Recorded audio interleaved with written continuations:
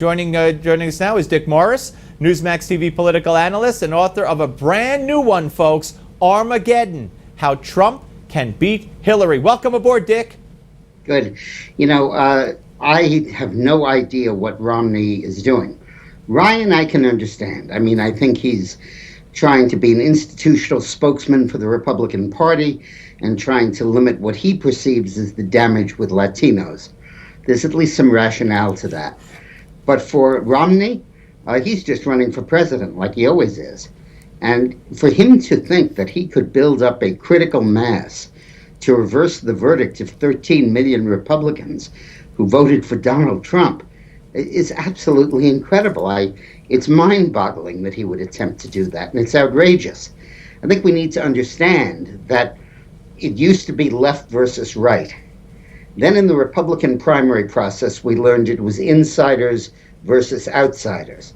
Now it's frankly those who get it and those who don't.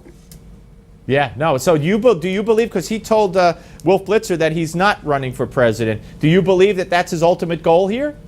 Well, what else would it be? To make money? I mean, Romney has run for president like 3 times before, and there's nothing to stop him again. He's been speaking out against Trump for a long time, and it must be that he's hoping that stuff can blow up at the convention. But that's such a forlorn hope. Look, stay with the substance of what he's saying. Donald Trump is not a racist.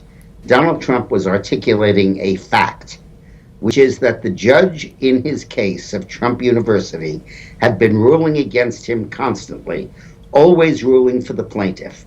Comes from a background of radical political activism, was appointed by Obama, and is also a Latino, a group which votes overwhelmingly normally for Democrats.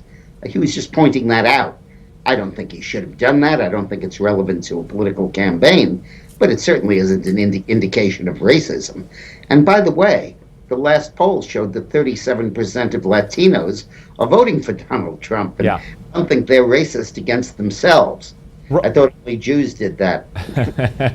Well, we had a good example of that at Muhammad Ali's funeral today with the rabbi from Tikkun, Michael Lerner, which was disgusting. I'll have more on that later in the Gimme 5. Let me ask you, he was asked, Romney was, if he would support and vote for the Libertarian ticket, and he said if Governor Weld were on the top of the ticket, he'd have no problem supporting him because he knows and respects him, but he's considering it. Is that a factor? Yeah, well, hard to believe that. I was Weld's political consultant. He's a great guy, but hard to believe Romney's doing that. But look, I think this is very important. The liberal media is now on a concerted effort to try to marginalize Donald Trump. And they're offering free airtime and national publicity to anybody, and probably campaign money on the side from Hillary's people, to anybody that'll get up there and attack Donald Trump. And I believe that Trump is tapping into something very important. Steve, there's something your viewers may not have heard of, and we need to tell them. Yesterday, Nate Cohn published a lengthy article, like 2,000, 3,000 words in the New York Times, where he analyzed all previous exit polling that has been done. And he was quoting a bunch of statisticians who focused on it, who have come to a startling conclusion that the American electorate is whiter, older, and less educated, Trump's base, than has previously been reported. And the reason is that the previous reportings relied on exit polling, which was taken as the holy grail of polling because it's the people that actually voted. But that because of early voting and mail voting and other stuff, exit polling is no longer reliable. And the baseline data everybody's been working off on how many people there are in each group in the country is wrong. So when you take a group of people and you say what percent of American voters are over 45, white, and have not gotten a 4-year college degree, we used to think it was 23%. We now realize it's 30%. And all of the polling we've been doing has been weighted toward demographic measurements that were inaccurate. And when you weight them properly, you see why Donald Trump has been winning these primaries all along. Very interesting. Yeah. Go ahead. they also go to the core of a fundamental contention, which is that Obama won by massively increasing his vote share among minorities. Not true. Obama won, they conclude, by winning a lot of white voters who felt that Romney was too elitist and too much a vulture capitalist.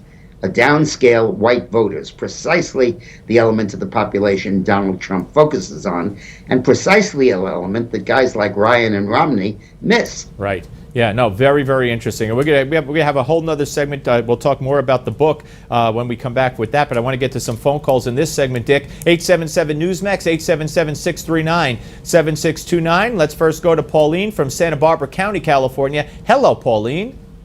Hello, Steve. It's so nice to talk to you today. My pleasure. And I want to say hi to Dick Morris. He left Fox News, and so did I.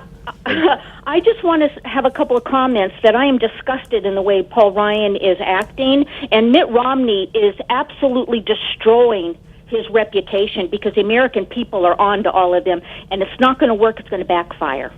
Yeah, I absolutely agree. Anybody told you sound like Sarah Palin? No, but I probably think a little bit like her. That's why I'm watching you guys. But listen, I have one other comment that I'd like to make about that video you showed the other day, Meryl Streep dressed up as Donald Trump. Yeah, with her pot belly and the tie out of her pants and the smudge on her face. Yeah. Yeah, listen, I'm an American citizen, and I am fed up with Hollywood. And I have been boycotting Hollywood for quite a long time. I'm not giving them my money anymore. Because what they do with our money, folks, listeners, conservatives, what they do with our money is they take it and they go put it in the pocket of these politicians that are working against us to destroy America, our freedom, our liberty, and pursuit of happiness. She right on target, Dick? Yeah, I think she's got a great point. There are so few conservative people in Hollywood that they formed an association called the Abraham Lincoln Association that meets from time to time. It's like an AA support group kind of group. And it's secret. You can't get the membership to be public. Who's in it because they'll be boycotted by the rest of the industry. But there's so few that they meet, in a telephone booth. That's true. Hey, I appreciate it, Pauline. Thank you very much. Dick, I want to ask you about, before the break, the meeting today between, as Donald calls her, Pocahontas and Hillary. Do you believe that Hillary will pick Elizabeth Warren as the VP? Well, it would be a smart move for Hillary. First of all, two women would underscore the historic nature of her candidacy. And secondly, Elizabeth Warren would prevent a lot of the Bernie Sanders left from defecting to Trump. But I do believe that it would be a disaster for Warren. It would be, there go my principles out the window. She who has ranted and raved against the money of big banks will now be running a campaign financed by the money of big banks. And I can't stand how Bernie Sanders has folded like a cheap suit. He's been talking to us about the top 1% and it's rigged, and income inequality and the revolution and feel the burn. Right. And the minute he loses, it's, okay, sorry, let's move on. Yeah, that speech he gave at California, and then just 2 days later, it was a completely different person. I don't know what Obama told him. Let's pick up on that when we come back, Dick. More with Dick Morris and more of your phone calls coming right up on this Friday edition of the Steve Malzberg Show, 877 Newsmax.